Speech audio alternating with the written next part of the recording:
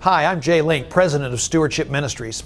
Often this question, how do you calculate how much you are worth, is answered with another question, that depends on who wants to know. If the Internal Revenue Service is asking, we attempt to make everything appear to be worth as little as we possibly can. We will apply minority and lack of marketability discounts, utilize low appraisals, apply book value, etc., attempting to do everything we can to minimize our worth. If, on the other hand, it's our banker who's asking how much we're worth, we amazingly become worth considerably more as we attempt to paint the most optimistic, best-case scenario picture to our lender. May I suggest, however, that as believers, we need to answer this question in a different way.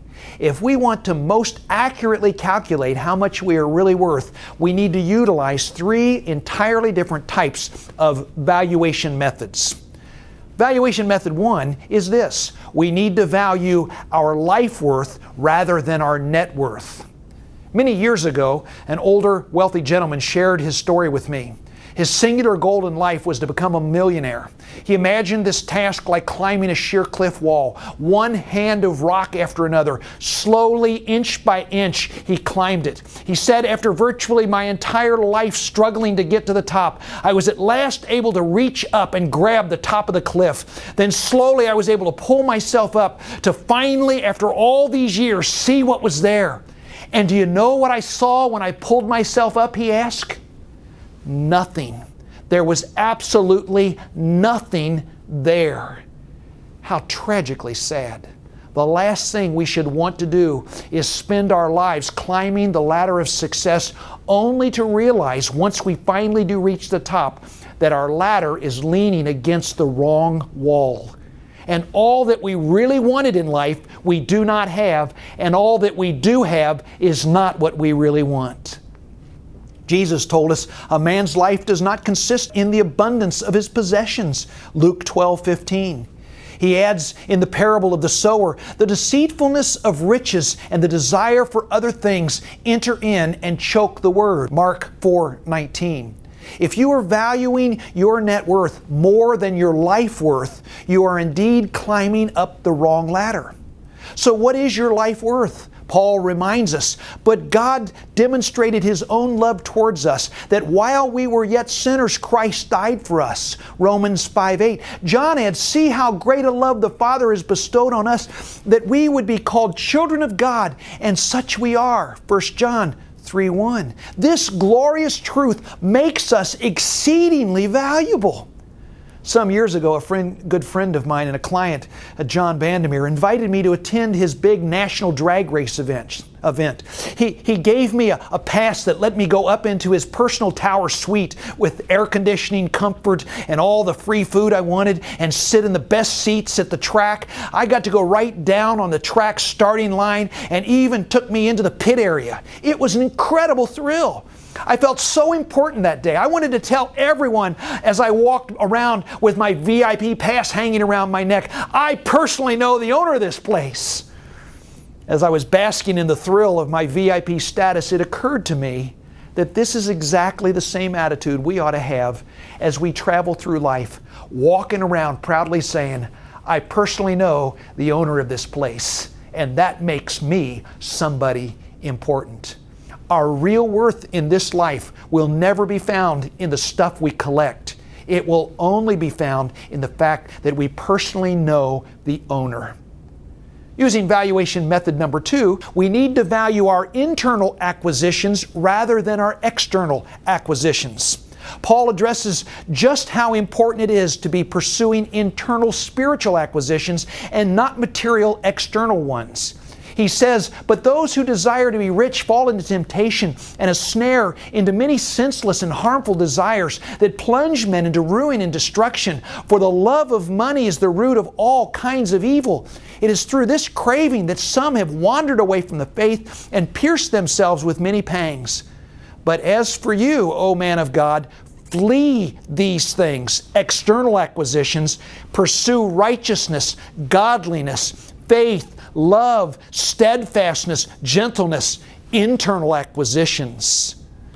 Paul goes on to specifically encourage women to focus on internal spiritual acquisitions and not external material ones when he instructs them. Your adornment should not be an external one consisting of braided hair or gold jewelry or fine clothing, but the interior disposition of the heart, consisting in the imperishable quality of a gentle and peaceful spirit, so precious in the sight of God. 1 Peter 3 and 4. How diligently are you seeking to internally acquire the mind and nature of Christ? This is what Paul says is precious in the sight of God. There is no more poignant expression of the folly of valuing what we are worth by our external material acquisitions instead of our internal spiritual ones than when Jesus confronts the Laodiceans in Revelation 3:17. He exposes them saying, "For you say, I am rich, I have prospered, I need nothing," external acquisitions, not realizing that you are wretched, pitiable, poor, blind, and naked, internal acquisitions. The Laodiceans were valuing the wrong balance sheet. Whenever I read this passage, I cannot help but remember the fairy tale, The Emperor's New Clothes. Two con men convince the emperor that the material they are making his new clothes with is so fine that idiots and fools are unable to see it. The emperor, in order to avoid being labeled an idiot or a fool, convinces himself that he can see the new clothes and proudly parades down the streets of the city in his underwear, believing that he is clothed in the finest garments, which in reality he was clothed in absolutely nothing at all.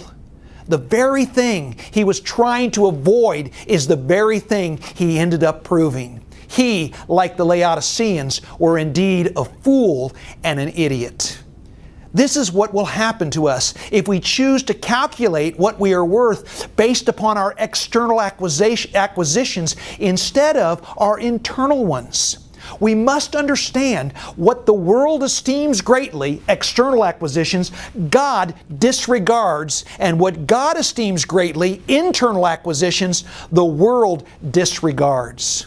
So using valuation method number 2, what are you really worth? Valuation method number 3 is this: we need to value our eternal assets rather than our temporal assets. The Bible is very clear that our temporal assets will do us no good after we leave this planet. Solomon tells us, and he ought to know, wealth is worthless in the day of wrath. Temporal assets. But righteousness, eternal assets, delivers from death. Proverbs 11:4.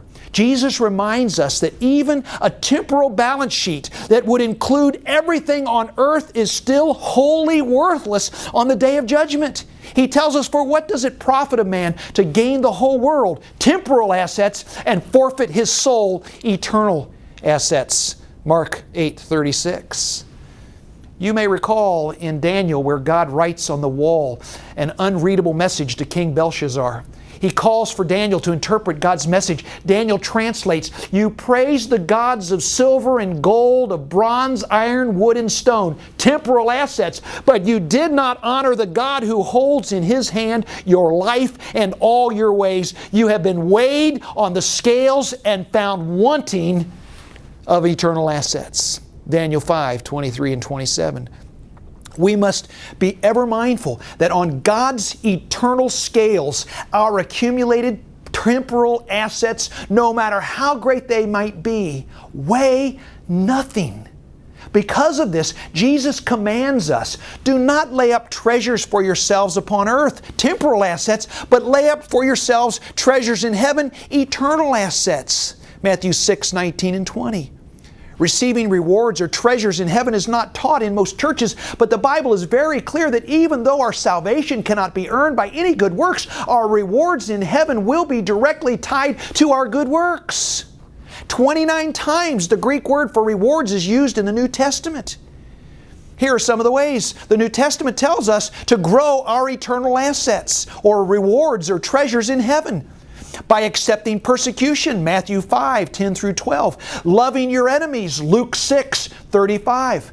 Giving generously, Matthew 6:2 through 4. Praying, Matthew 6:6. By fasting, Matthew 6:18. Showing hospitality, Matthew 10:41. Showing kindness towards others, Mark 9:41. Or doing good deeds, 1 Corinthians 3:10. Colossians 3:24 also. and sharing your faith, 1 Corinthians 3:8 and 1 Corinthians 9:17 and 18. When we calculate what we are worth, are we looking at what we have here and now or what we have then and there?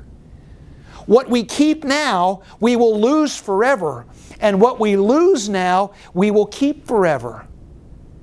How much would you be worth if you were to eternally relocate today? This question ought to give all of us cause to pause and reflect. Using valuation method number 3, what are you really worth? If we want to know how much we are really worth, we cannot use the world's valuation methods because they are inaccurate and misleading and will only provide us with a distorted sense of worth.